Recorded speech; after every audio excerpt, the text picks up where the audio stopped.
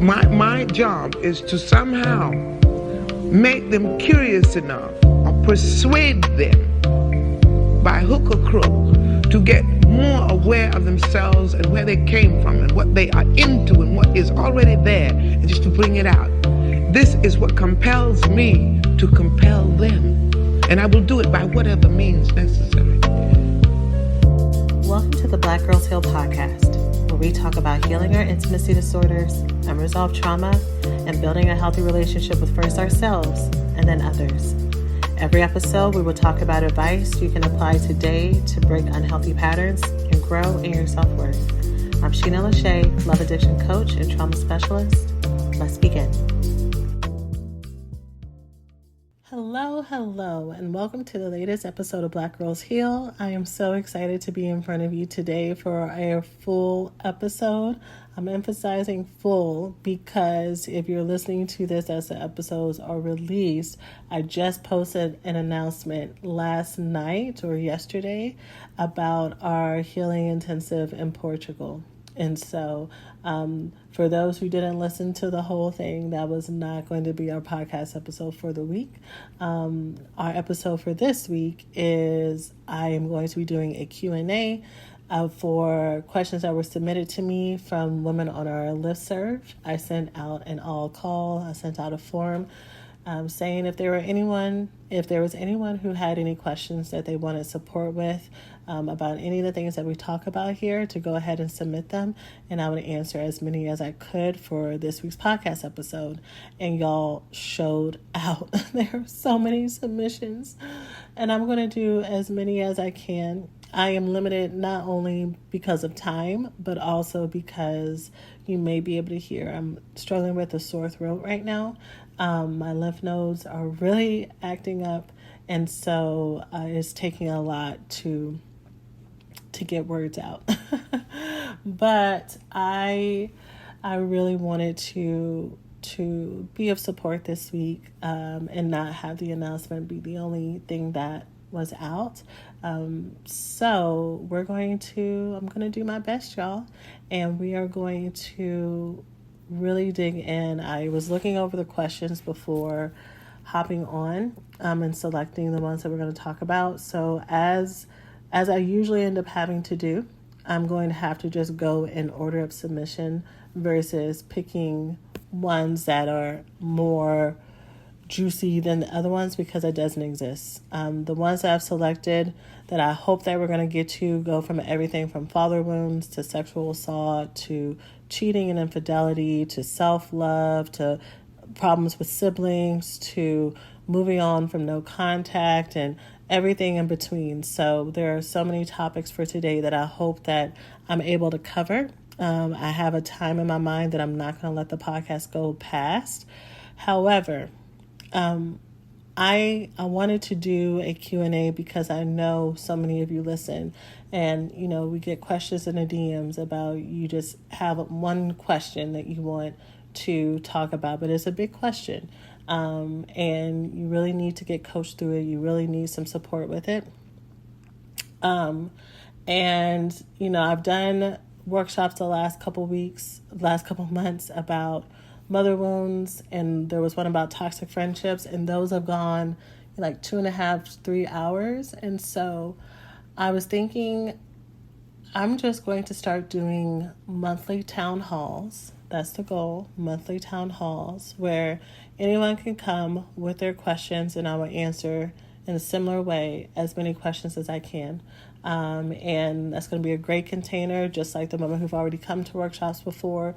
You get as much as you give, and you also get a lot from being in the room and hearing the support that other women are getting and realizing you needed to be here that night just for you. So I am going to be having a town hall on Thursday, June 22nd, and I'll give y'all more information about how to sign up for that then. And then same thing, you'll be able to submit a question, and I will go through the order of submission to support the women who are able to attend.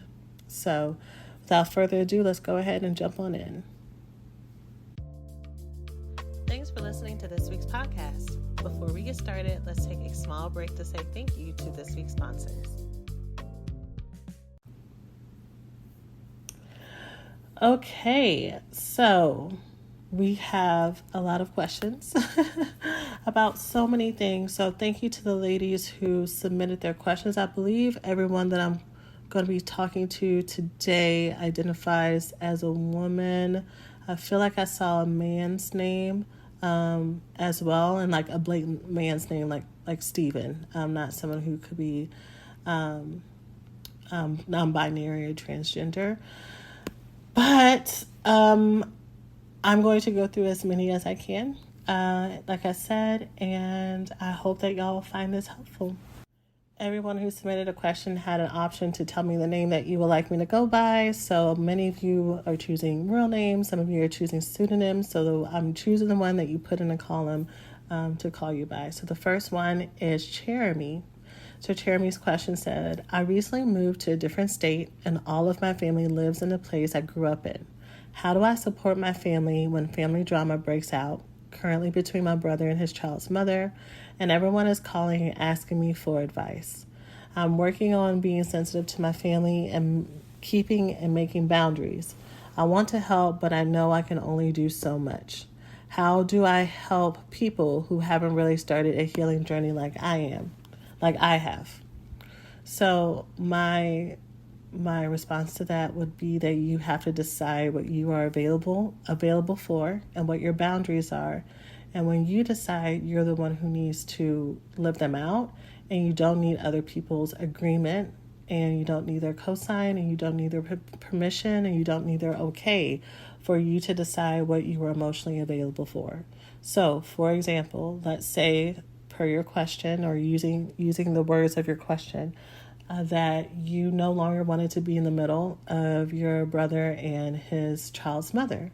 So my boundary is I'm not transferring any messages in between them.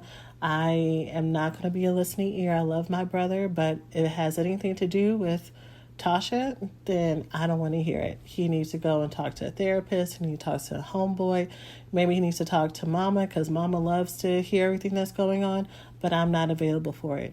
And once you decide that that's your boundary, that is what's going to happen. So now when brother tries to come, when Tasha tries to send you text messages and everything, you don't read them. You tell them, hey, you tell them proactively, I love y'all, but I can't be in the middle anymore because this is very stressful for me.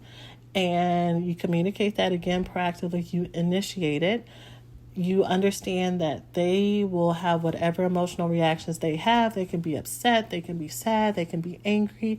And because you're working on your healing journey, like you said, you understand also, according to what you said, that you can only do so much. You cannot take other people's emotional reactions away from them. And even then, that wouldn't be beneficial to them because other grown-ups, other adults, other people need to learn how to navigate disappointment as well as joy. And they need to learn how to make sense of things, and they need to learn how to solve their own problems. So once you decide that that's your boundary, when they start to cross your boundaries because they do not understand boundaries or don't respect boundaries, or they haven't done their healing journey the way they, in the words that you used, then you don't break. They call and they say, hey, I just need to tell you this real quick. Is this about Tasha? Yeah, but let me just, Mike, I already told you I want to hear that. Look, I just got to tell you, you won't believe what she just did, Mike. I'm sorry. I can't hear that right now. I told you already I didn't want to be put in the middle. Look, Jeremy, I just need you.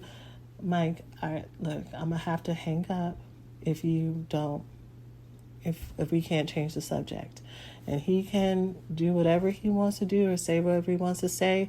Another boundary that I would encourage you to have, and anyone else who's listening to this, is you get to decide how people talk to you.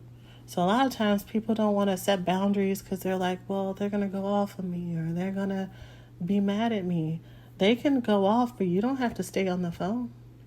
They can go off, but you don't have to stay in the room. They can go off, and you don't have to read the text.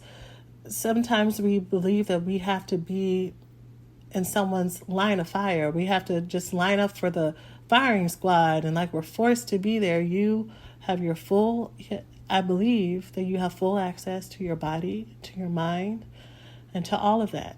So you're the one who's in charge of protecting that. And so you can hang up phones when people start talking crazy. You can not look at text when you see that it's 3 pages long and say, I'm not reading all that. Like, you get to decide what comes into your spirit and what comes into your mind. So you first of all, you got to decide that that's what you want. I gave a whole lot of directions for how to set boundaries, but a lot of times the first step is not setting the boundaries. The first step is you deciding that you are okay not being the Messiah and the Savior in the family. Many of us make ourselves, or allow ourselves is probably the better way to say that, to be the central fixer and mediator in the family because we get a lot from it. We get a lot. We get the affirmation. We get the praise. We get to be the fixer sometimes. We get to have what we feel like is a little bit of control to like keep people at bay. And you're not understanding that you are just as much a part of the cycle. When you exit, you're just like they are acting crazy when you're in the middle. They're going to act crazy when you're not. And so what is it like for you when you imagine getting out of your family's way and stop trying to fix them? Is there grief that comes up for you? Is there fear that comes up for you? Is there a lack of identity that comes for you? Like, what place do I have now? That's more about your personal work. And that's why it's really hard for us to set boundaries sometimes, because we are getting some things from the dysfunction that we're not aware of. So I would encourage you to, if any of that strikes for you, I really would encourage you to do some work to look at that, and to work through it. You know what, y'all? I have a surprise. I'm going to share something with y'all. I've just decided I'm going to do it. I'm going to share at the end of this episode. But, you know, and these are things that are important for you to work through in therapy. These are things that are important for you to work through. If you're one of my coaching students, these are the types of things we do in the recovery school. And so the surprise is going to be related to the recovery school. So if anyone has been wanting to work in the recovery school and wanting to work together, I strongly encourage you to stay till the end, because this is inspiring me to just do this. So here we go. Next question. I hope that was helpful.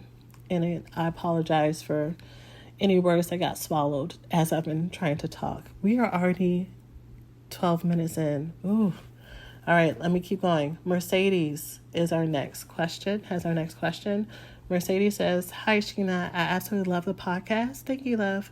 And I'm grateful that I found it when I did. I know you specialize in sex and love addiction, but I wonder if you have any insight into financial trauma and how it manifests itself into poor self-esteem, poor interpersonal relationships. Long story short, I grew up in a single-parent home with 5 siblings where we lived hand to mouth.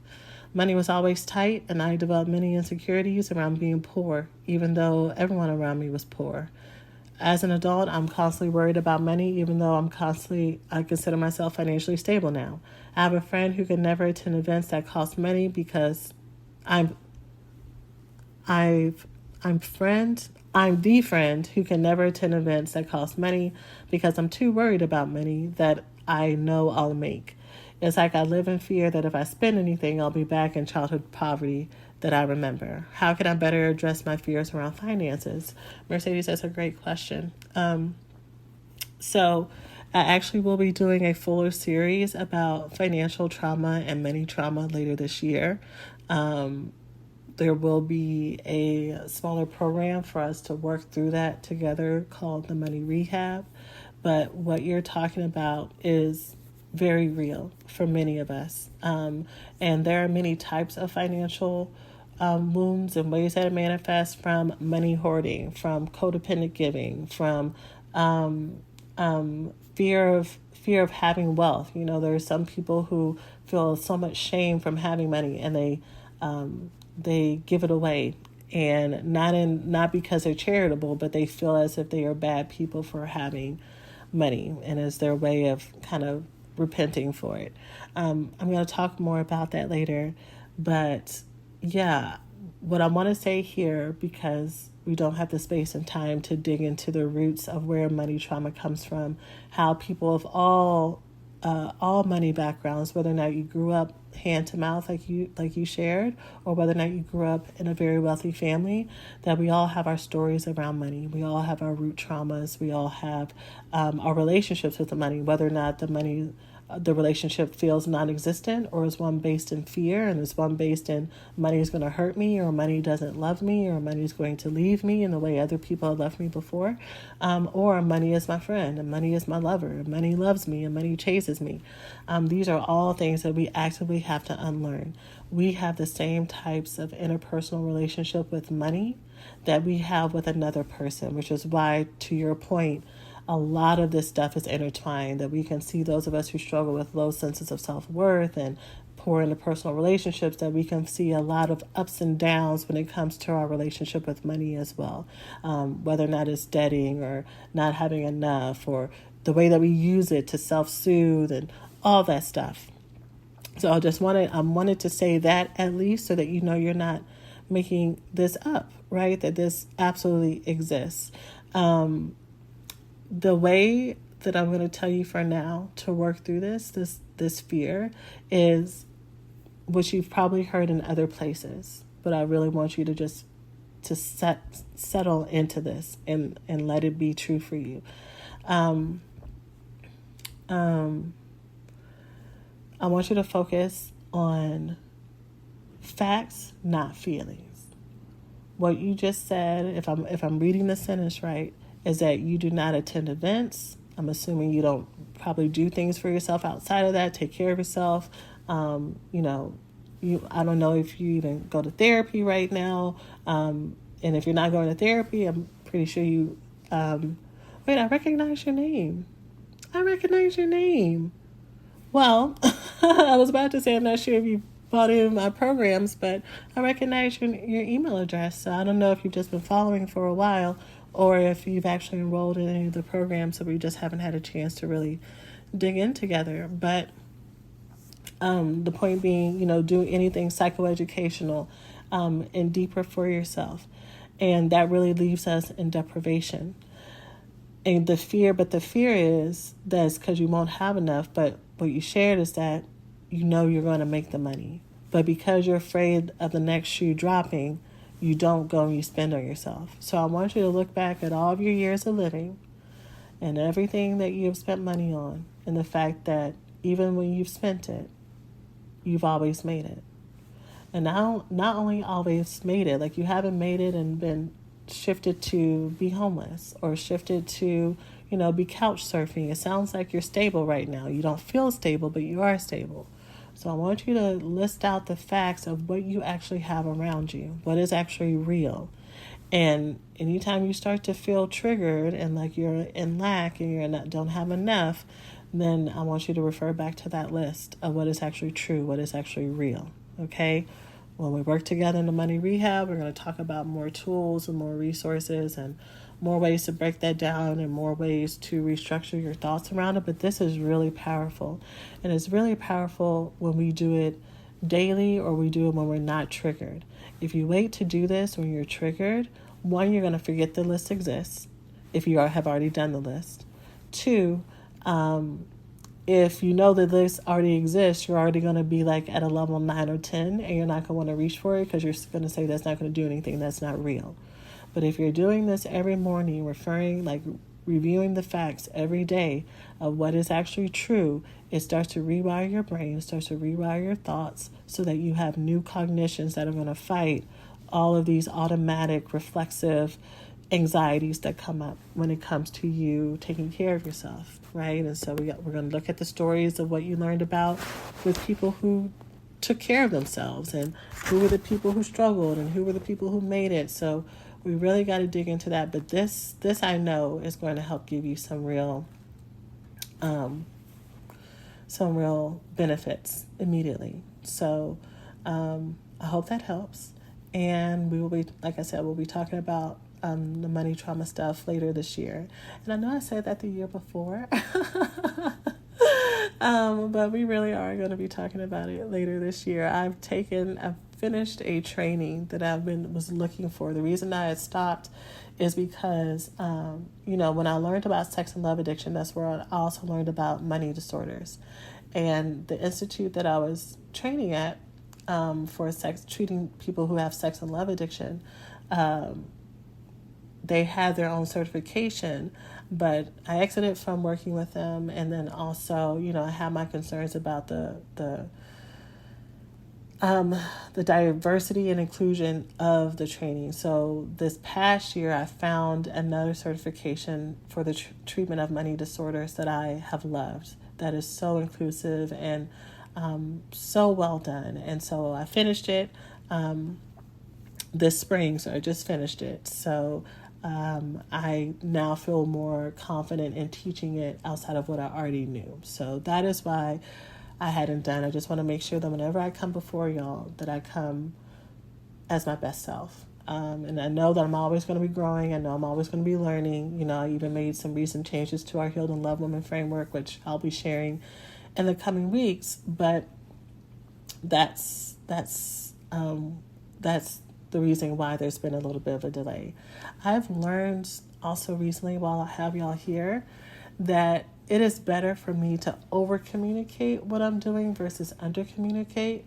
I think for a long time, because not only have I had, these health issues, but I've also been trying to be pretty responsive to what I hear from y'all and what y'all need, especially my students. I've worried about taking y'all, through like the different changes and, folks getting whiplash. But I've learned, and what I've heard is that what is preferred, especially for my ride or dies, is that I tell you what is my process and I take you along that journey. I tell you what I'm doing while I'm doing it versus something that I mentioned months ago. You don't ever hear about it again, or you do hear about it again, but you're like, oh, I forgot that existed, which is why I'm talking about the fact that I'm writing the no contact book, which is why I just told y'all about the money trauma trainings and why and when you can expect it and all of that. So I'm going to try to do better about doing that, over explaining those types of things for those who are part of my student family and healing community, outside of just listening here on the podcast, so that you can feel as that you are being taken on the journey along with me. So I hope that you find that helpful. I'm going to go ahead and say what I was going to share at the end of the podcast now.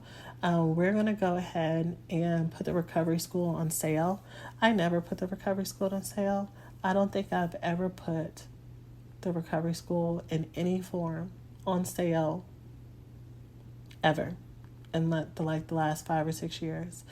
If anything, what I've done is when I used to do like the masterclass webinars that y'all could watch, there would be like a fast action bonus where you can get like a small discount, but I don't think I've ever put it on sale. So I'm feeling inspired to put it on sale. So we're going to do a temporary sale through June 7th.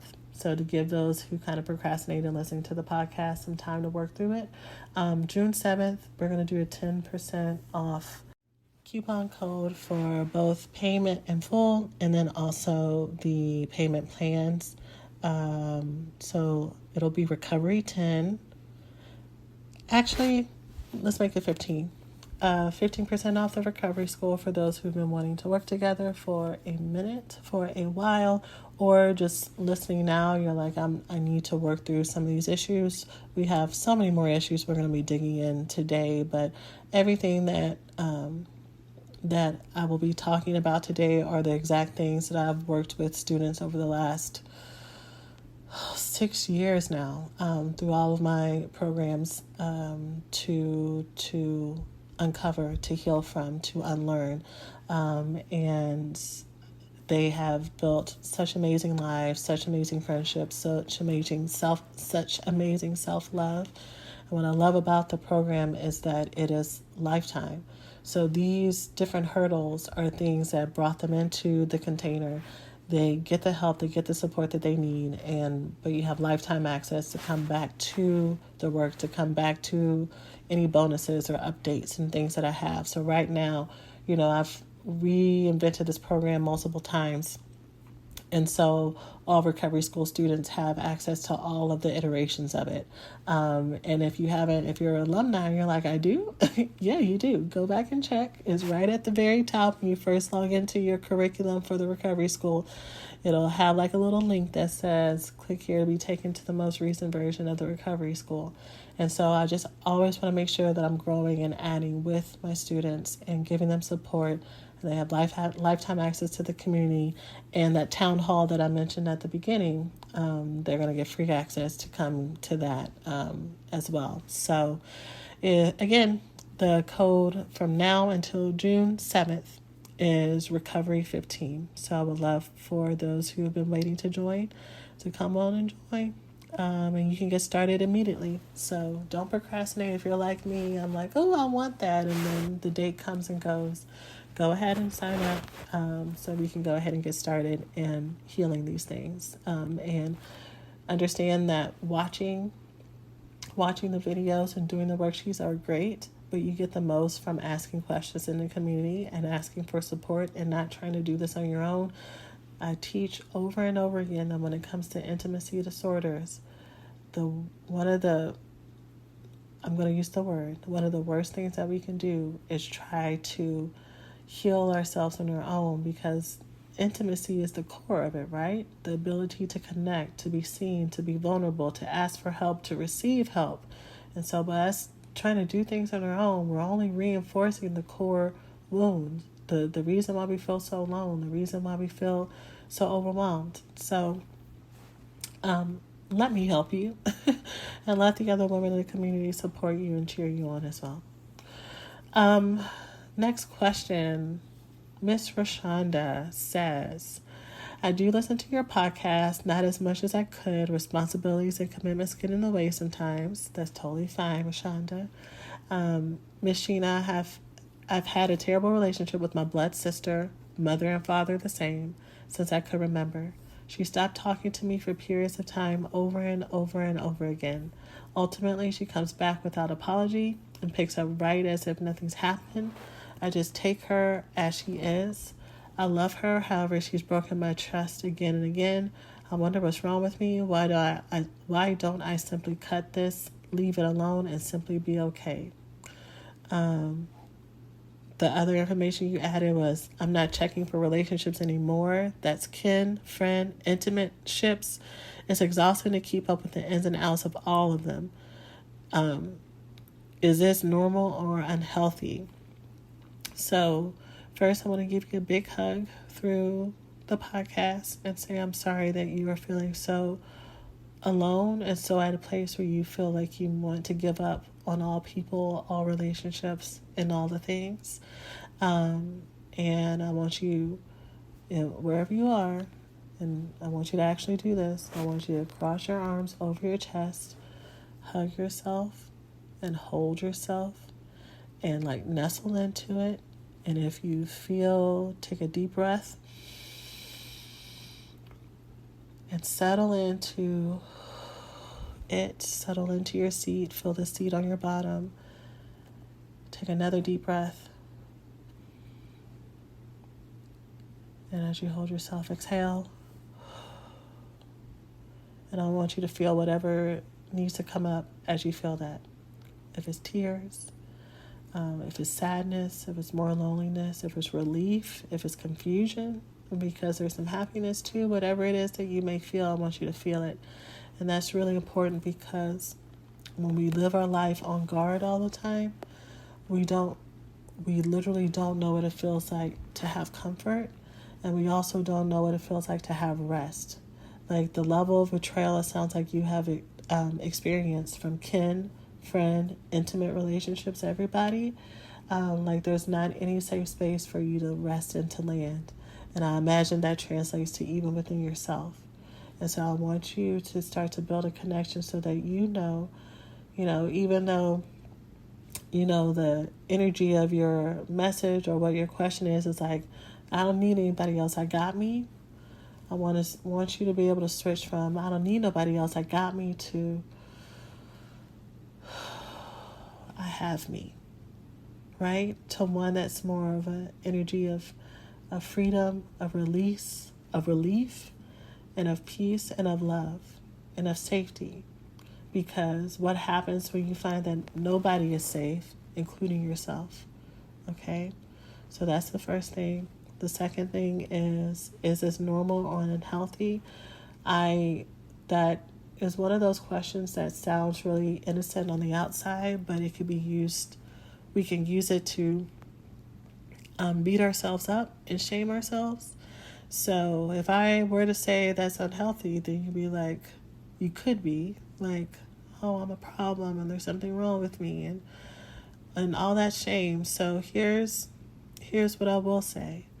I will say that what you deserve and what you should have full access to is friends and lovers and family that you can trust, that are loyal, that make you laugh, that enjoy you, and that you enjoy them.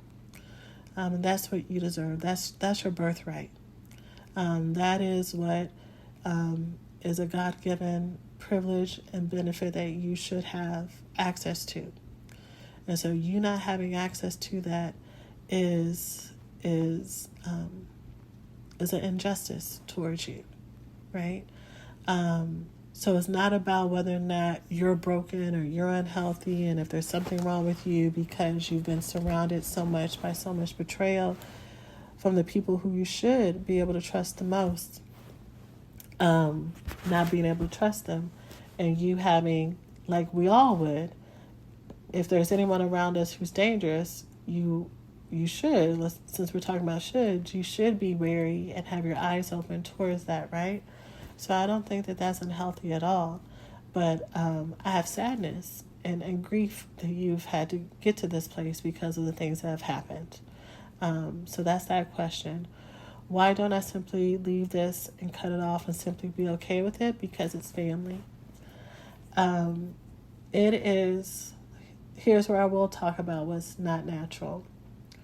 We, as human beings, are built to have intimate human connections, intimate, vulnerable, tribe, community connections with our families, again with the people in our huts, whether or not those huts are our neighborhoods, our cities, our communities, whatever. Like we are built for tribehood, and we see this across the world, across cultures, across backgrounds, no matter what. Like we see this, right?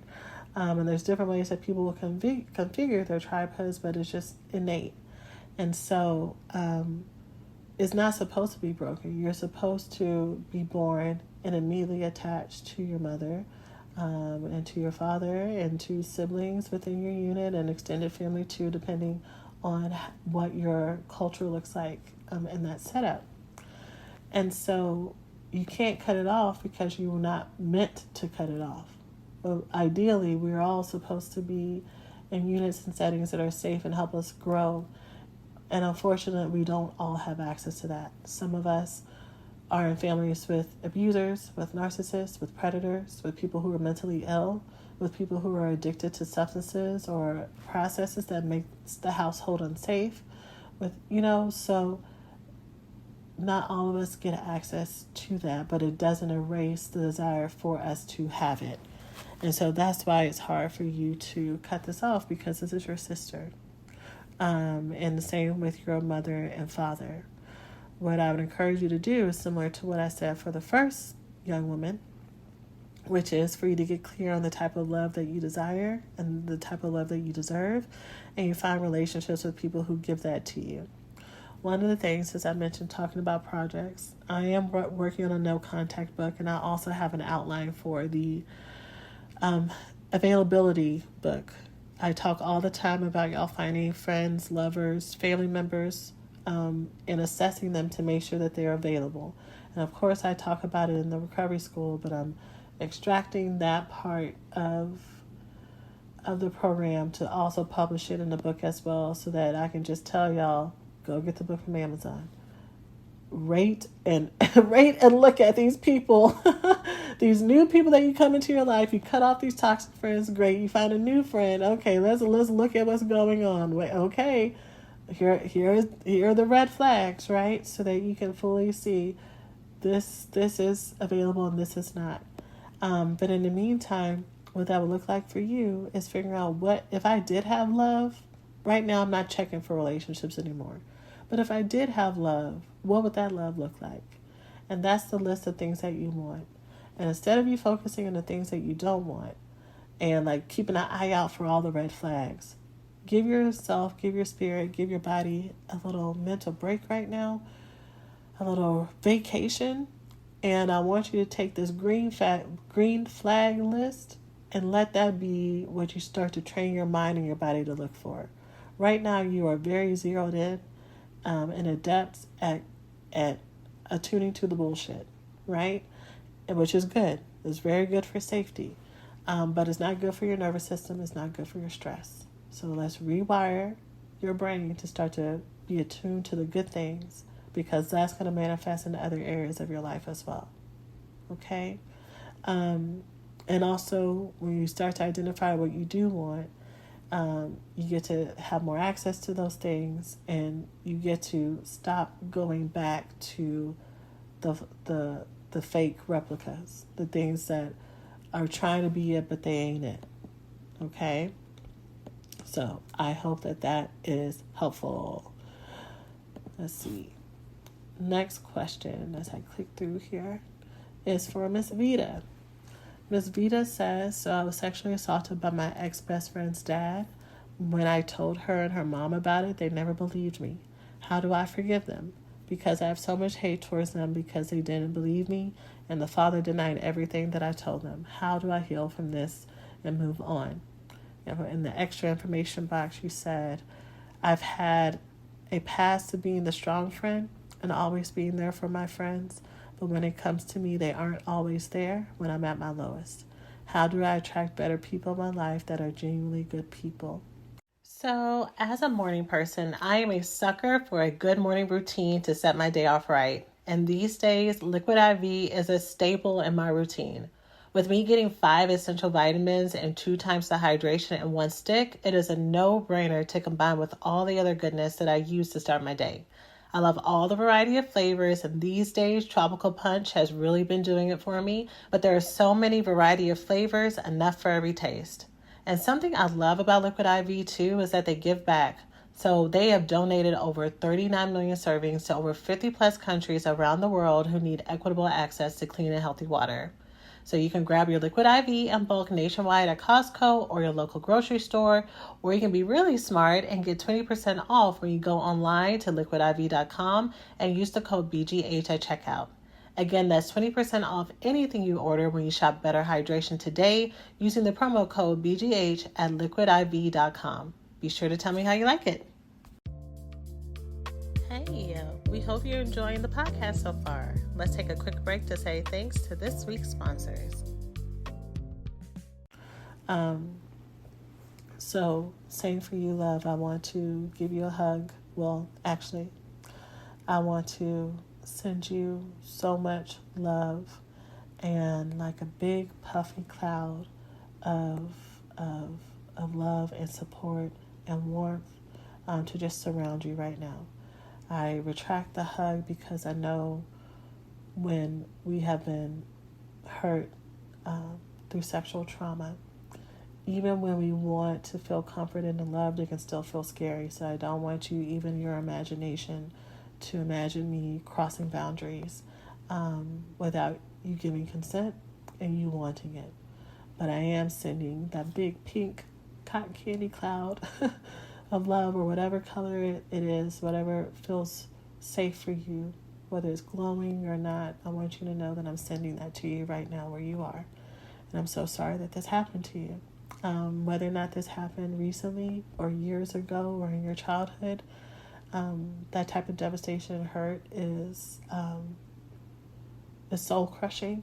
And so I'm so sorry that you have had to go through that, or that you went through that. You didn't have to.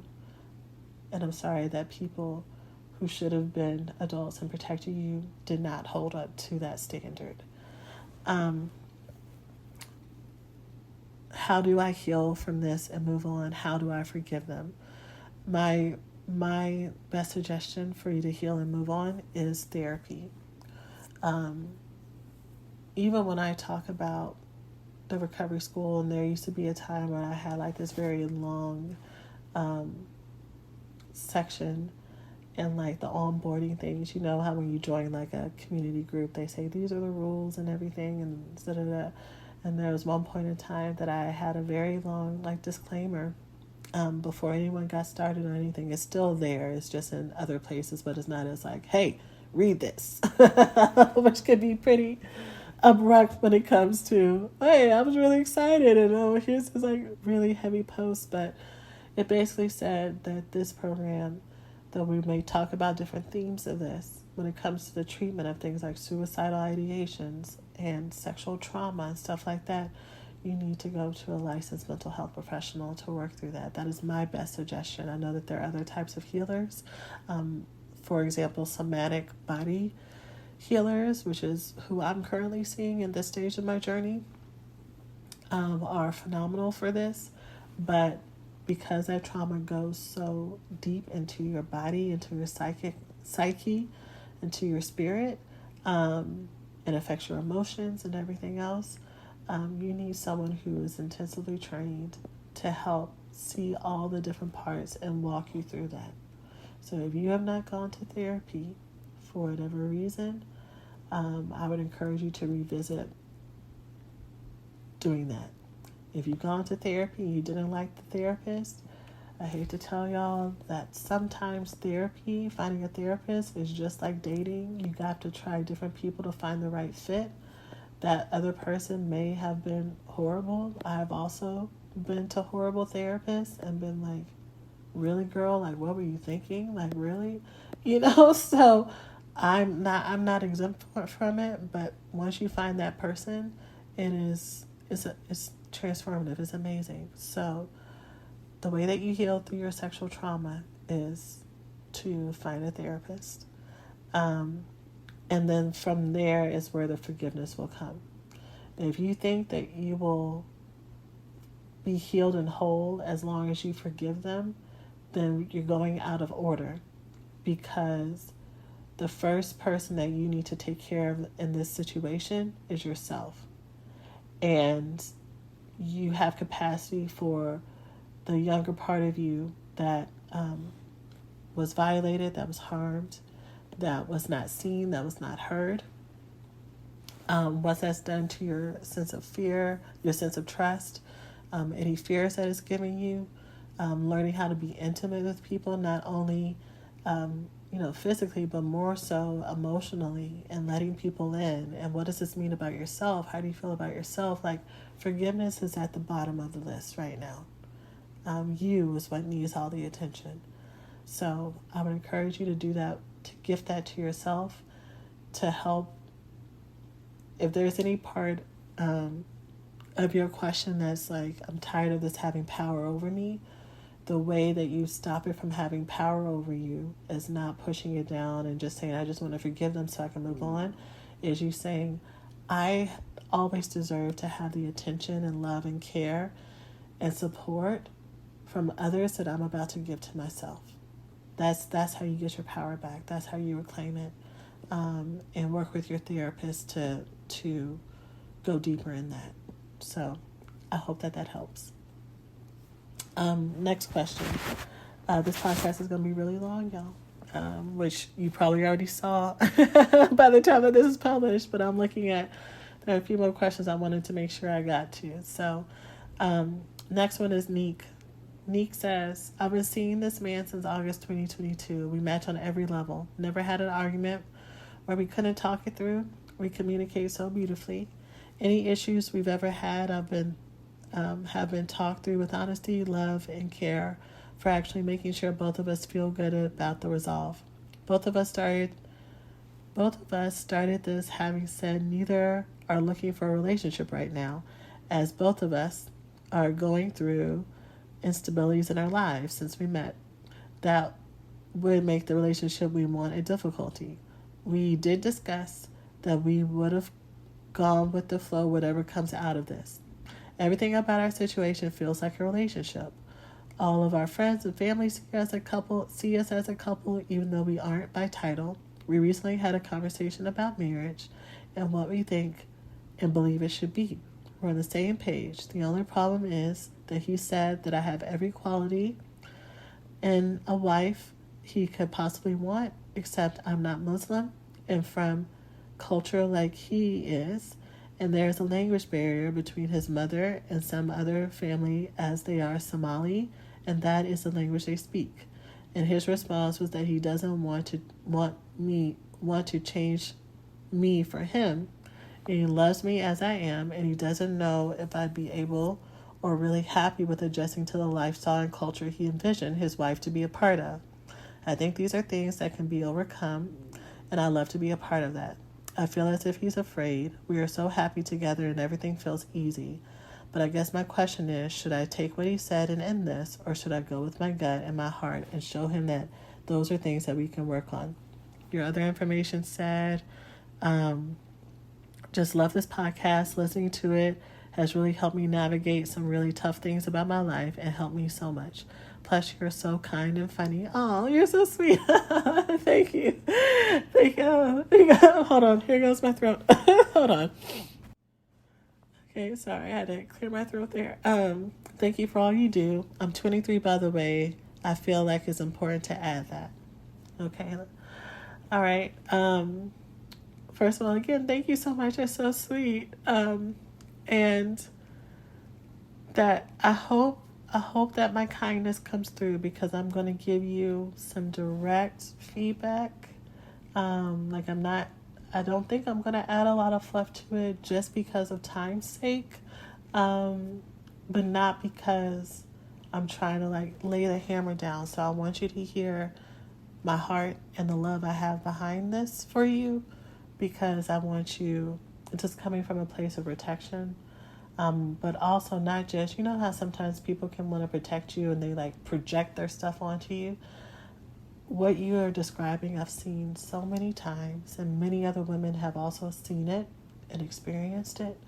And part of you learning about it is through you experiencing and going through life. So I am happy that you added that you're 23. But unfortunately, there are many of us who are 33, 43, 53, who have gone through a very similar scenario that did not end well. And so that's what I want to paint for you right now from what I see. So first thing that I want to validate is I want to say that you are absolutely correct. That what you're talking about, what he talked about, from different cultures, there's a language barrier, even having different religious backgrounds. I've watched so many couples who, when they have mutually chosen each other and they are completely sure and know that the other person is what they want, and they have negotiated what are the true values of the relationship and what is the reason that they're together, and they've come from a place of maturity and not just because I really like you kind of thing, that these are things that people have worked through time and time again, right? There are absolute solutions and compromises, and not even compromises. It sounds like you would probably be very willing to shift and learn and adapt to the culture and integrate into the culture. That's the energy I'm getting from your post. However, the however is one of the key words that I just said is mutual. That both sides have to mutually intensely want it and be mutually committed to it, and both want it to work. You cannot want it more than him. So when you're saying, should I try to show him that this can work? This man has two eyes, just like you, I'm assuming. He knows his family, he knows his culture, and he knows what he wants, and he knows what his vision is. So in the ways that he has already calculated it in his mind, he has added 1 + 1 and not gotten 2. He's gotten you plus him equals 3, and it doesn't fit for him. And he sounds like he's told you in love that this thing that we have built, we're very happy and I've enjoyed it. But what I want, the seamlessness that I want my future wife to fall into is not here. And it doesn't sound like he's being like mean or rude about it, that he still has love and admiration for you as a woman, but you're not bringing what the part of the puzzles that he wants to be there. And so that can be really hard for those of us who are very eager and those of us who are very willing to compromise and like make it work. And it doesn't feel like we're neglecting ourselves, and it doesn't feel like we're abandoning ourselves. Like, it could even be, I see the culture and I'm actually kind of interested in it, and you know, I'll be very happy to do it, but that's not what he's telling you that he wants, and that's not what he sees. And he wants you to be fully you. He thinks that who you are culturally as a woman, as a person already is amazing, which is why he has attached to you, but it's not what he wants long term. And so I know that holding those two truths can be hard it could be hard for them to coexist. Like, it may not make sense. Like, how can you really love me? You know, like, but re-listen to that part again, just so I'm not repeating it too many times, you know, but they can absolutely coexist, which is why I really try to teach here that we can meet the most amazing people and see so much potential, but there could be things that we see that just don't fit.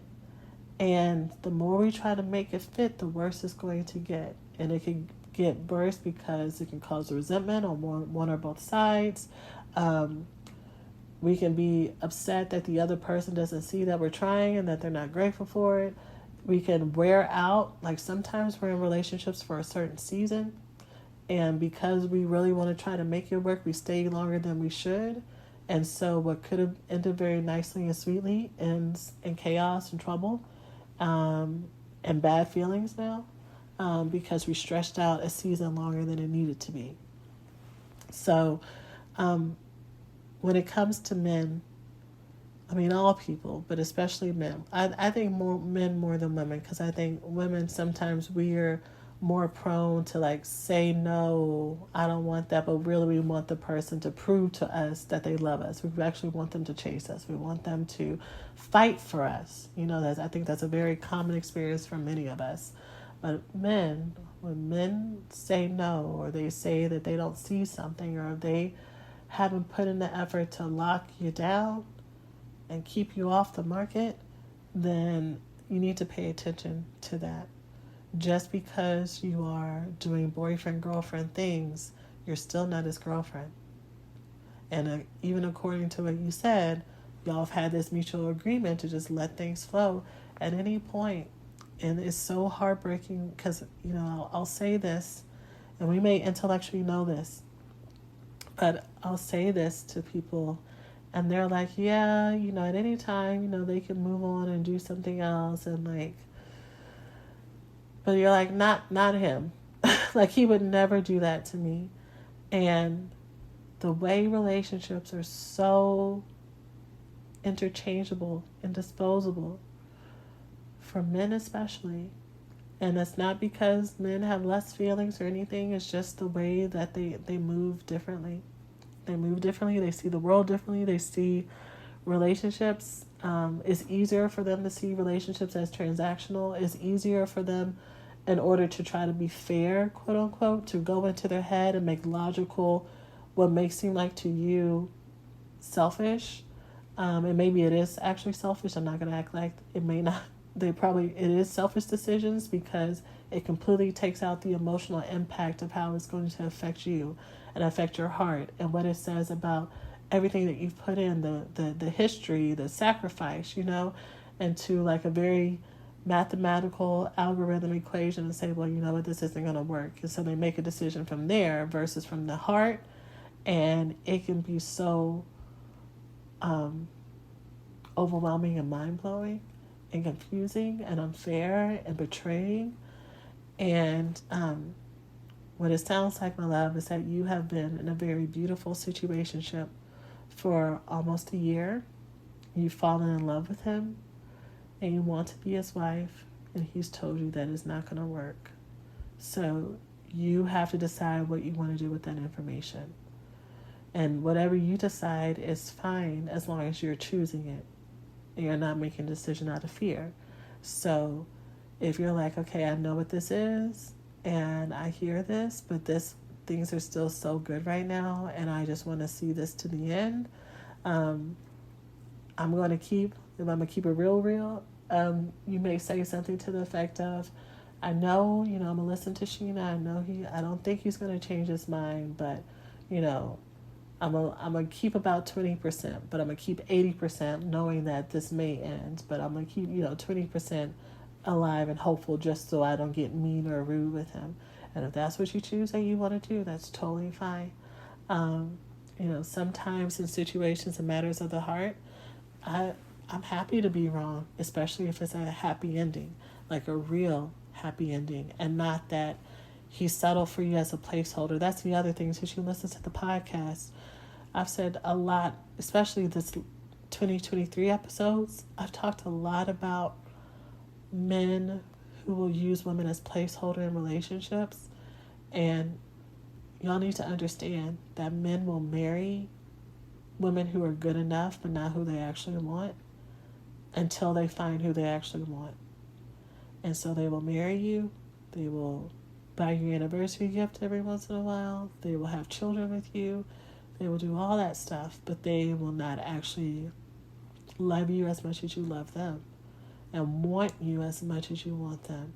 And I think every woman deserves to be in a relationship with a man every woman who dates men deserves to be in a relationship with a man who fully loves them. And so I want that for you. So you can choose to stay or you can choose to say, okay, I hear you.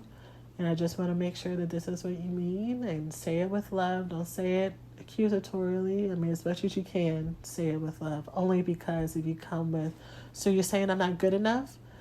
Like, that fight can go so many different ways. It can escalate to a blow up. And whenever breakups that are supposed to happen in a chaotic way, a lot of times we'll keep going back to that relationship because it didn't close in the right way. And so we think our need to go back to the relationship is because we need to do the whole relationship again. But really, you just needed to have a better breakup conversation that started with a little bit more respect. So you could break up, or, if he really does love and care about you as a person and as a lover or as a person that he spent this time with, he can try to backtrack and try to protect your feelings. And you'll hear one thing that you're like, okay, so there is hope. When meanwhile, you didn't hear the rest of what he said, so just go with as much honesty and clarity as you can and ask him if that's what he's meant, if that's what he means. And then if so, move on. Love, you are 23, and I did not understand this when people said this, and I kind of blew it off. But I don't know how to say this in a way that doesn't feel condescending, because I remember it feeling so condescending to me. I want you to hear this with the hope and optimism. At 23, you are going to have many more loves and many more lifetimes. I promise you.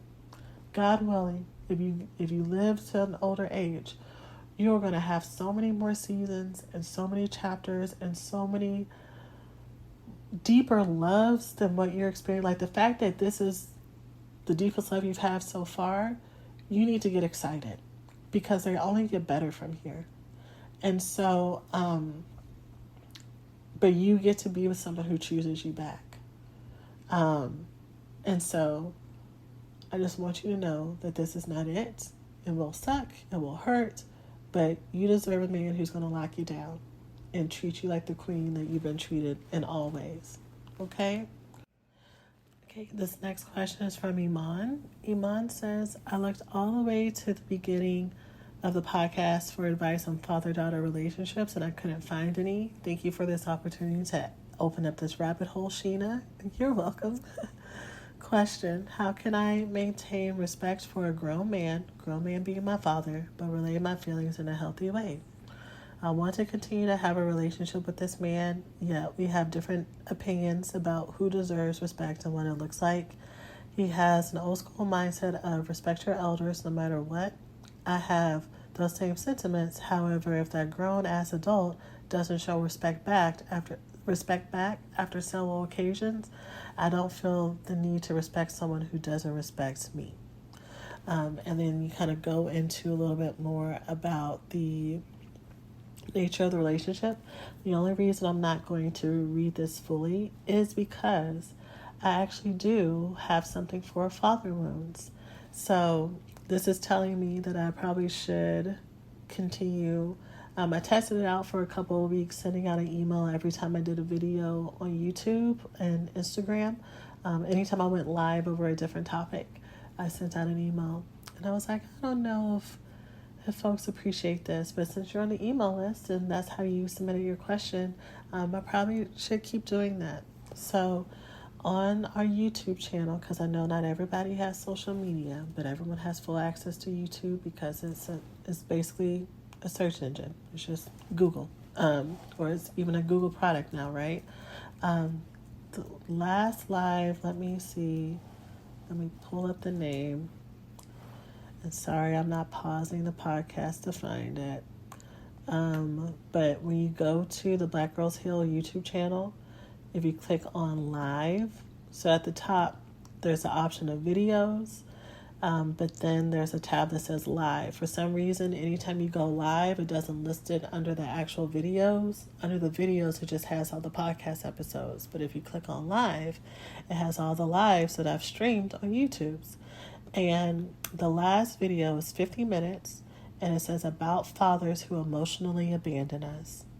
And I talk about two different types of fathers who emotionally abandon and what to do about it. I get into narcissism a little bit. I get into validating your feelings and why they matter and all of that. So I'm going to redirect you to that video because, again, it's 50 minutes. And you can watch and take notes and rewatch and comment and all that stuff. And also for anybody else who wants to have that as a resource. It is also up on Instagram.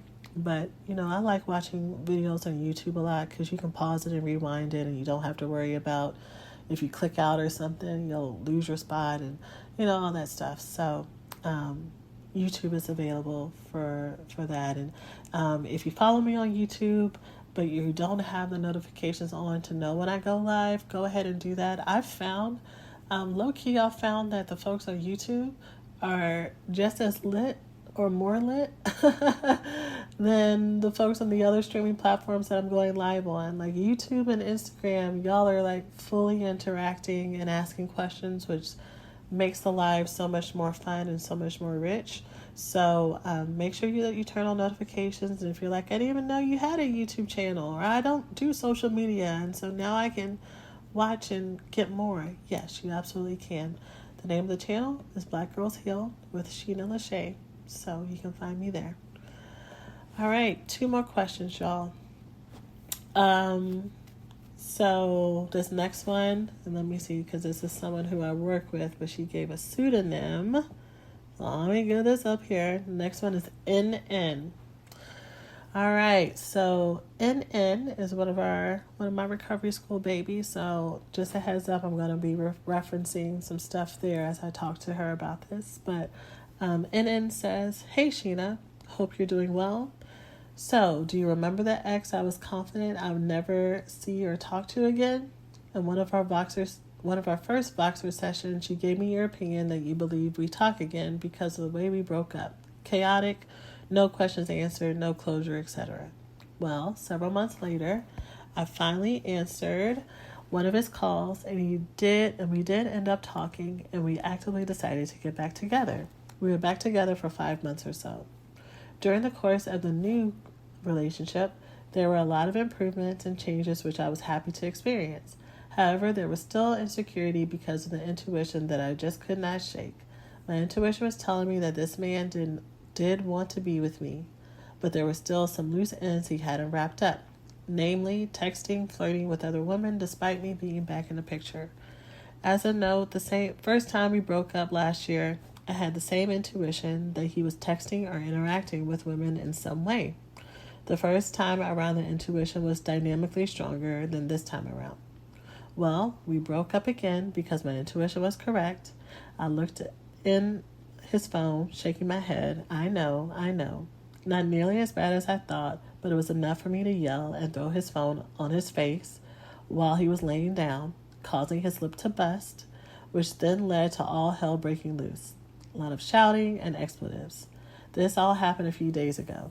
Just a note, I did mean to throw the phone, but did not mean to harm him in any way.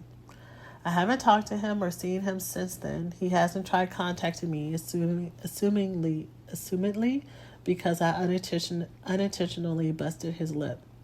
This is going to sound crazy, but part of me does want to reach out to let him know, even though we didn't work, I'd love at some point to be a friend. Just a little background, I would tell him all the time that he would be one of my coolest homeboys if we weren't intimate, and still feel that way. He's a really cool dude. Even if he's not in the role of my boyfriend, he's a solid friend / hype man. I don't know if I should even reach out or leave it as it is. I hate that we ended the way that we did.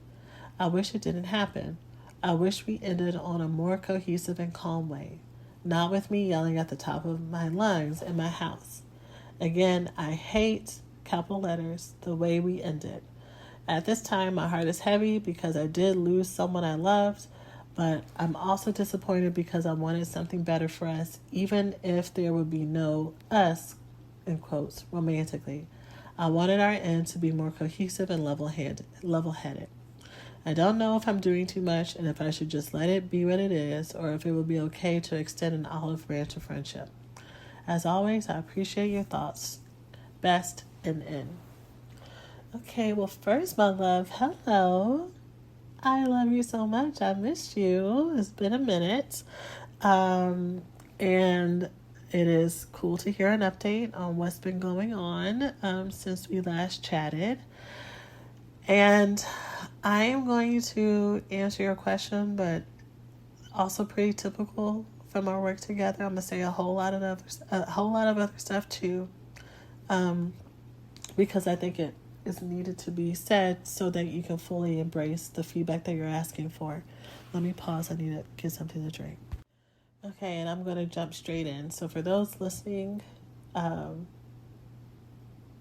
there may be some context that y'all don't have. There is going to be context you don't have, and then you're going to know what I mean. So one thing that I've noticed throughout our work and our time together is that you are very quick to skip emotional steps in your grieving process because you really want to rush to the end. You really want to rush to the solution. So have this big chaotic breakup and fight versus me feeling the anger and versus me feeling the rage and versus me feeling the sadness of missing him. I really want to just rush towards being okay. So I'm going to distract myself, focus on self-love, focus on self-care, take these trips, build up my friendships, move on, do the yoga thing. Like I'm going to do all this stuff because that's where I want to get to. But I'm going to completely overlook and disown, even push down the other very strong emotions and feelings and grief that needs to happen so that I can fully embrace and feel all the good stuff that I want to feel. Like that stuff is still active in me, but I don't want to feel it. And I just want to intellectualize it and say, I understand that it happened and move on. So throughout our work together, you did some amazing work though. Like you really did not want to feel that anger and sadness and all that. And by the time we finished working together, you could admit that you had those feelings, or you could feel them, you could let yourself cry, and that was so beautiful, and I was so happy for you because that was part of the process. And I want to say that because I'm starting to see some of that older stuff here as well, of trying to rush to the solution. And I just want to say I know that you have access to how to do this differently so that you can get to the solution. So the places where I see the rush is, again, we had another pretty chaotic breakup, a really explosive breakup, right? Like this is kind of along the same energy as the first one. And so, he's reaching out to try to talk to you. You're not answering. which I'm going to say something about in a minute as well. But he's trying to reach out and talk to him. So you don't know what he wants to talk about. Like, y'all haven't had any, like, there's no I'm sorry's or anything. There's no, like, hey, did you have to go to the dentist? Was it just your lip? Was it your tooth? Like, but you are skipping straight from, I busted his lip, and can we just be friends? And the whole, like, apologies or not apology, the, like, clearing the air, the having an actual breakup versus the what the fuck is in your phone conversation. Like, y'all didn't have a breakup conversation. I'm trying to skip straight towards, can we just everything be chill? And so here's what I want you to journal about, think about, pray about, talk to your therapist about. I don't know if you're still seeing a therapist, but I want you to kind of think about, is there a part of me that sometimes tries to rush through my feelings, and if so, why? I'm going to insert some things in case I'm on the right track. I may not be, as always. Take what you need and leave it. And you have access to me in the community, so you can come with follow-up questions as well. Or you can contact me if you want to set up a private time too. You still all have access to that. But if I am on the right track, is there fear? Am I afraid to feel my feelings? Is there shame? Am I ashamed of my feelings? Am I overwhelmed? Do I feel like there's no solution for this? Do I feel small? Does this connect me to me feeling out of control? Like, what is it that makes me really try to rush to this happy ending? Where does this anxiety come from? Is what I would really encourage you to start with. Because there's nothing, all of the emotions and things and the yuckiness and stuff is how we build to the good things. So, to your point, this could be a really beautiful and lovely friendship if it did work out, right?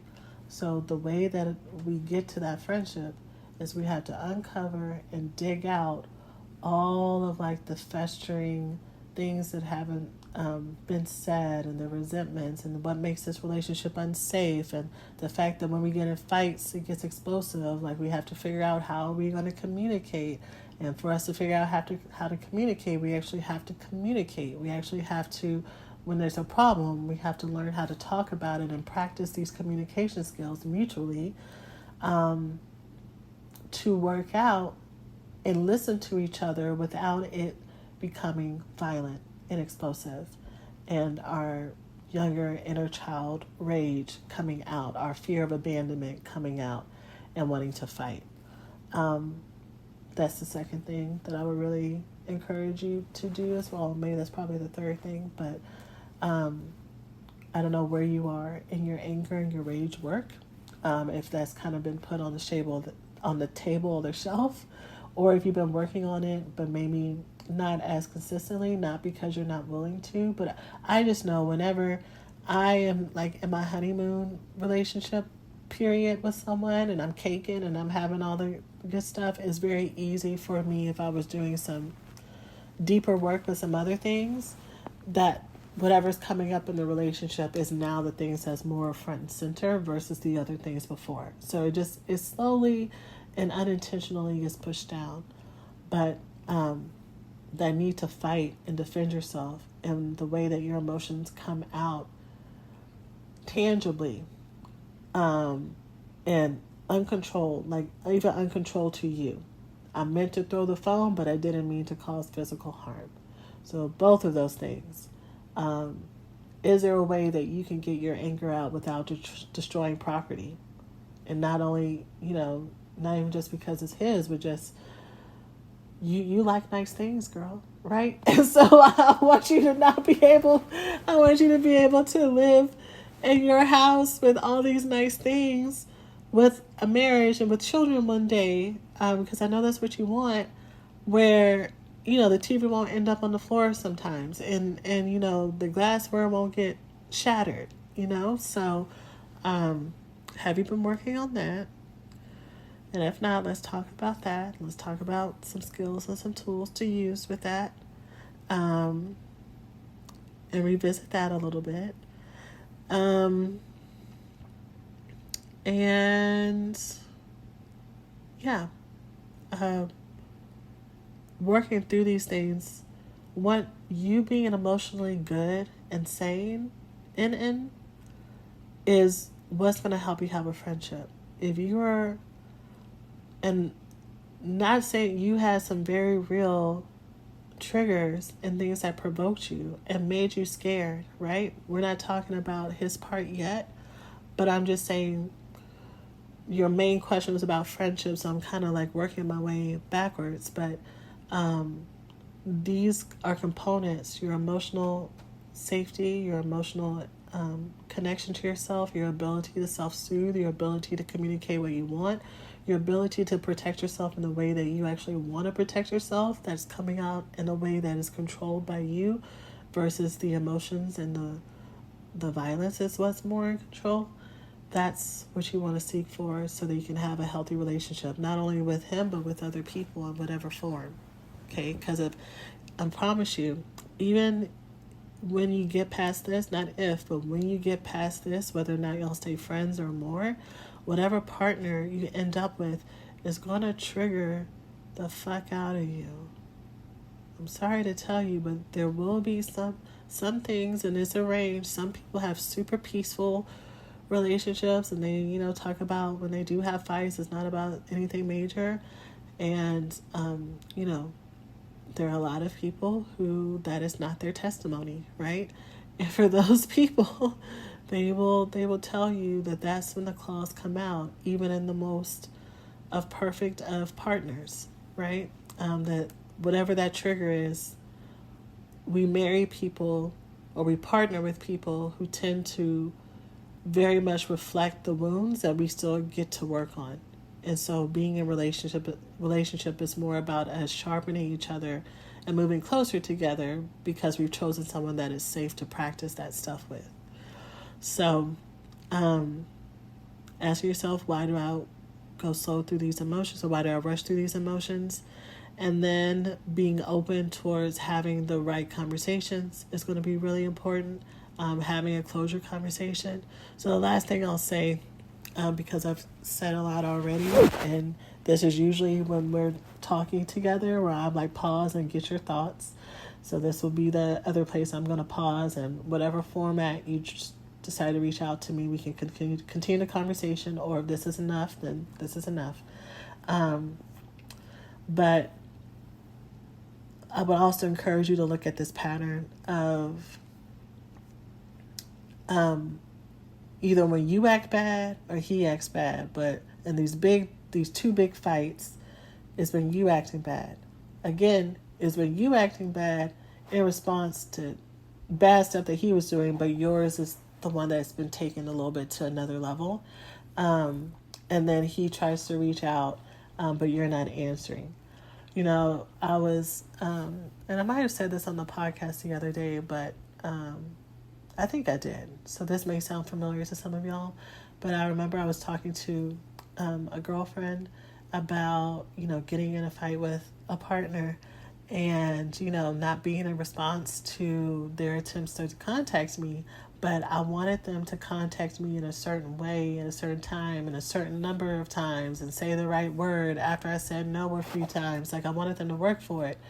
And she was like, Shena, it's like mental warfare. Because I was all mad because I was like, well, next time he'll text me, I'll talk to him. But like he had already reached out to try to talk to me multiple times, and I hadn't responded. And so my friend was like, Sheena, he probably thinks that you don't want to talk. So he's not reaching out. He's waiting for you to reach out. That's actually what they said. He actually said, I'm ready whenever you are. But I wanted him to best be a man, like take the lead. Like that was the dysfunctional shit that was in my head until my friend identified it for me. And, she's like, you can't resolve anything unless you actually talk and reach out and be a part of the solution and not a part of the dysfunction. And I was so relieved that she said that. I was embarrassed because I was like, man, I teach this stuff.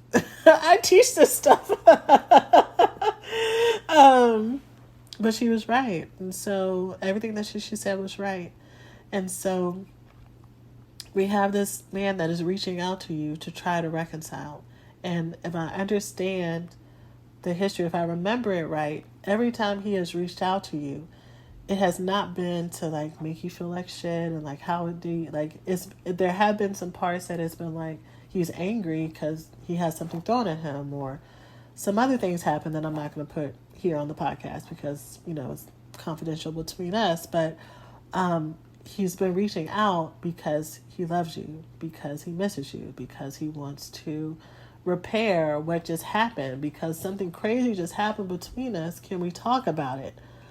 And I would really encourage you that when you have people who are open-hearted and they're coming in good faith, they're not coming with toxicity and drama, but they're coming with good faith to work through something, that instead of you trying to run from it, that you learn how to push towards it.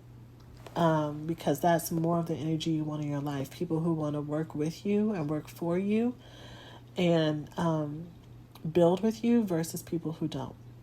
Okay? So that's all I'll say for now. There may be other questions from you or even from people listening who are like, well, what about, should they like stay together or stay friends? Well, we got to start here. We start here right now. And then all that other stuff, once we're in a safer place, then we can make some more bigger decisions. But let's start here. Okay? And last question. I think I did about 10 questions, y'all. Last question is Miss Stacy. Miss Stacy says, I'm an older and healthy lesbian. I'm not perfect. I'm not a narcissist either. I have a nice body and good looks given to me through good genetics. I am very humble, loving, patient, kind, and caring person. I have a problem meeting women. Most women say that they are healthy, healed, and ready to date. However, when I talk or meet them, they change or act differently. I really don't know why. They are quick to judge and dismiss me. However, when their relationship fails, they try to come back to me. Some women are looking for someone to take care of them. Financially, I refuse to take care of a grown woman or man. With that said, I met an older woman on a dating app. I was not attracted to her. We decided to be friends. However, she flipped on me. Why? I refused to take care of her. And what she did next surprised me. She got on the app and several social media sites and lied on me. Therefore, women now judge or look at me differently. Sometimes women take my kindness for weakness. I seem to attract narcissists. There are several reasons why it's hard to date women. Many women have been on the same dating sites and apps for a while. Often they criticize, lie, and sometimes tarnish each other and other women because they didn't get their way. Yes, some women have had a bad experiences with some women on there as well. However, I haven't gotten a chance to really date them. Also, some women's standards are so high, only them and God can reach or meet them.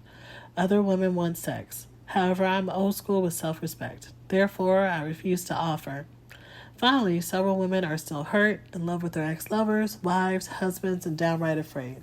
Therefore, they allow their pain to rule them and cloud their judgment of new women. Please tell me what I need to do differently. Well, Stacy, I want to say thank you for entrusting me with this and entrusting me to give you some potential feedback or an alternative perspective to feed into how you've been trying to solve this problem on your own. And yeah, dating can be very frustrating for so many reasons. And so I'm sorry that things haven't really worked out for you the way that you've wanted them to. That you haven't been able to find long-lasting love. So here's my feedback for you, because I read the scenarios, but I wonder if there's some really important data that's missing. What I see is what I hear, what I read is your perspective on what's happening on your end with the women. As far as, they want someone to take care of them and they're selfish or they're mean or they act real nice, and then something happens and they change up on me. And I was with this other older woman that I wasn't attracted to. I was kind of giving her a bone, and then she pushed up on me too. So when I'm reading these things, I'm starting to see like a little bit of a pattern, that things start off a certain way when they're dating you, and then something changes. And so the common denominator in these is you. And so not necessarily you in that you're causing this, but that I wonder if there's some type of thing that's happening in conversation that triggers a change, or if there is something that you're offering that you're not offering as I'm about to be your sugar mama, but there's something that you're saying, or there's something that you're communicating, or there's some way that you're assisting that usually cues to mean something. So all these women are taking this as a sign that this is where the relationship is going, but that's not what you were intending, because it's not even on your radar, right? So again, even though you may be the common denominator, there may be something that we don't know what we don't know, because we're in our own body. Like we have our own sense of how we think relationships are supposed to go. We have our own sense of values. We have our own sense of what is clearly healthy in a relationship and what's not. But we also have other people who have their own perspectives. And so all of us, including myself, every single person, no matter how healthy, mature, experienced you are, everybody has their blind spots. And so the data that I wonder is missing, that if there's anybody that you are on cordial terms with, not necessarily like good friends with. I know that in the lesbian community it's very common for lesbians to remain exes with their friends, but the way that you have been describing this, I'm not sure how many of those are still around, because I don't know if they ended like in a really bad way or something. But if there is anyone that you are still on cordial terms with, I would reach out to them and I would ask in humility, because you already said you're really humble, so this should be okay. But I would say, hey, I'm starting to do some reflection on some of my past dating relationships and what happened and what might have gone wrong and what maybe isn't on my radar. Would you be open to telling me what was your experience like dating me, and what you felt went well and what you felt didn't go well? For you to do this, Stacy, you are going to have to be truly open to hearing it and not discounting something that they say just because you don't agree with it. Because again, you are in your own body, so you cannot see what other people see and what they don't see. So for example, I'll just use myself. I don't know how long you've been listening to the podcast, so you may have heard this before. I remember that I kept getting feedback from people that I was really intimidating, and that they couldn't tell if I was like, mean or not mean. Was that what they were saying? Something to that nature. And so I just chalked it up to I date men. So and these were like really great male friends that were saying this to me, and like, colleagues and stuff. And I was like, that's just them being insecure. And that's just like them not knowing how to take a strong person or strong woman or whatever, right? And then I started hearing some of the same things from women in my life who were like maternal ages, some of my own age as well. And something finally was like, okay, I keep discounting this as like people are just trying to judge me. People, they need to get to know me. I'm a sweet, loving person. I help people for a living. I have a great heart. I laugh all the time. Like, that's all them, right? And so finally I like heard it enough times until one day I was like, maybe I should ask some questions about this. And so the next time I was with someone that I trusted, that I knew was for me and like believed in me and like all this other stuff, I asked her questions about it. And we talked about my facial expressions that I had no idea that I did. We talked about how I can do a therapist face when I'm talking to people, but my therapist face, what I thought was kind and soft and loving, was like, I'm studying you and like I'm so focused on you, and like I'm like, like it can be very overwhelming to someone who doesn't know me already and doesn't have an experience of me, that they understand that that's my concentration face, not my judgment face. And all these other things that I had no idea because I'm in my own body and I'm filtering it through who I think I am and who I know I am. And I'm totally discounting everything that can't be true with that. And so it took me a while of me being defensive towards it because it felt like they were attacking me versus giving me important information. So if you do what I'm suggesting for you to do, I'm going to really encourage you, however you need to do it, bring a notebook and a pen and just write down notes on what they say. Don't just say, I'm going to remember it, because they could say something that you think is small that you think you're going to like remember, but because it's small, your brain discounts it. But it could be a lasting theme between multiple different women and multiple different experiences. And just see what they say, So again, what is it, like what was good, what maybe could have been different, versus what was bad, because I'm not asking you to like talk to me crazy, right? But like, what is an area of growth or something like that? And then the third question, if you're feeling up to it, might be after they've already answered those first two. You don't want to lead the questions. You want it to be fully open so that they are free to say whatever they want to say, right? And they don't feel like, especially if you do, because you sound like you're very confident in who you are.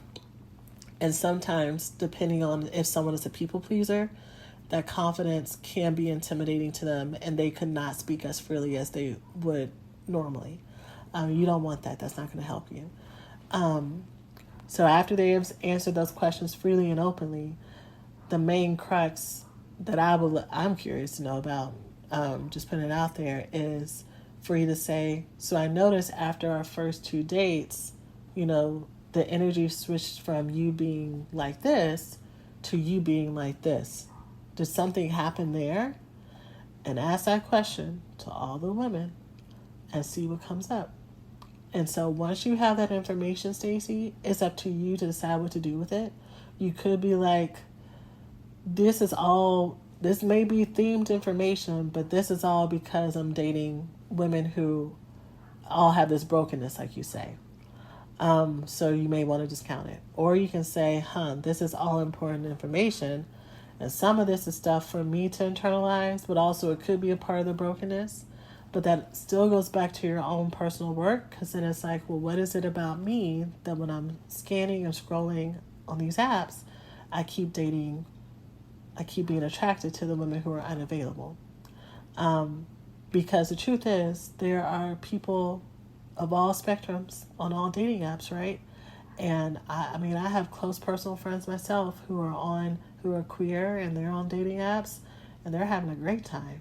And they're meeting really amazing people, right? And so, even though the lesbian community, to your point, everywhere is really small, like you cycle through the same matches very often, right? Like I understand, like I know, I hear about it, I see it, from what my clients and everything tell me, and so I know.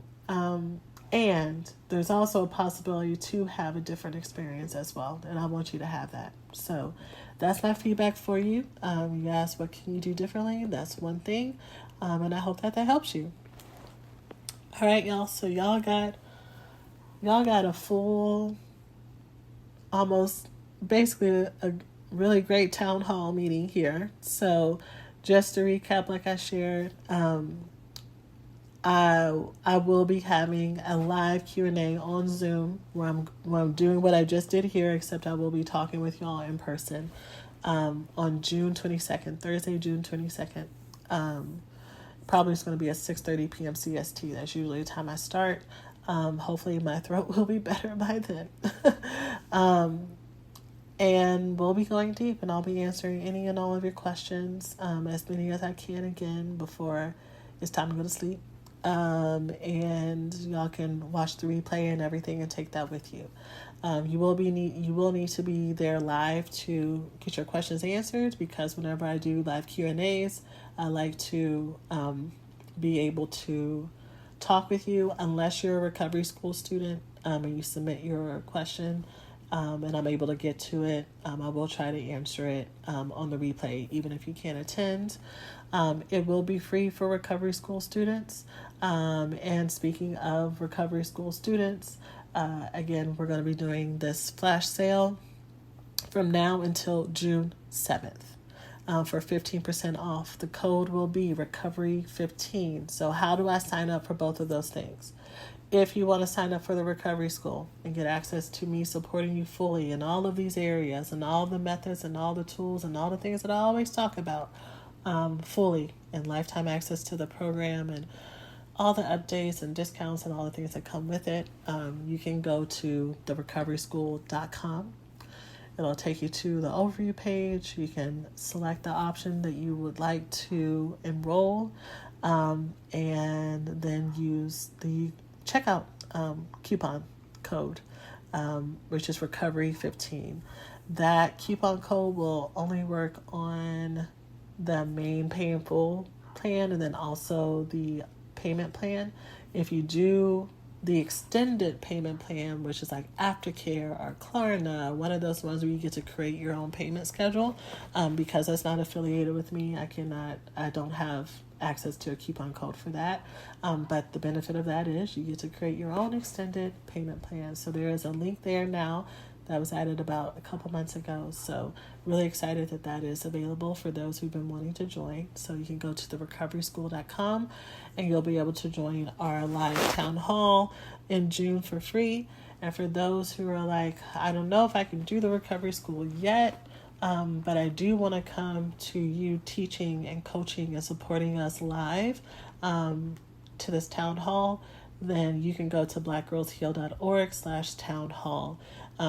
It's going to take you directly to a checkout page. It's not going to be really any big, long overview or breakdown of what the town hall is right now, because just because I don't have time to create a really long, beautiful, I'm saying that because some people are design snobs like I am. Sometimes when I go to like get something and it's like not all pretty and flashy, I'm like, well, that can't be good. Like, this must be trash. And that's not, I just want to tell those of you who are prejudiced like I am, that that's not what this is.